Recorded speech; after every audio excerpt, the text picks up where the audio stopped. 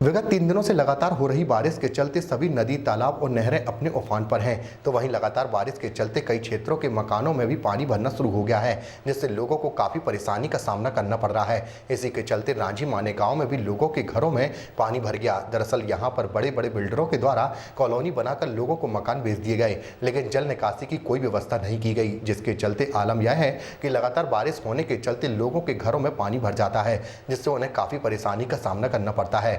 साथ ही कोई भी बड़ी दुर्घटना होने का डर बना रहता है। बिल्डरों के द्वारा बिल्डरों ने बहुत मकान बनाए हैं, कहीं कहीं बनाए हैं और नाली की जगह नहीं बनाई उन्होंने, और नाली है ही नहीं, सब जाम कर दिए हैं। इस वजह से और दिक्कत होती है कि सुना घरों में पानी घर में पानी घुसा है, हमारे पूरा कमरे, पूरे चारों कमरे पानी घुटने तक पानी भरा हुआ है।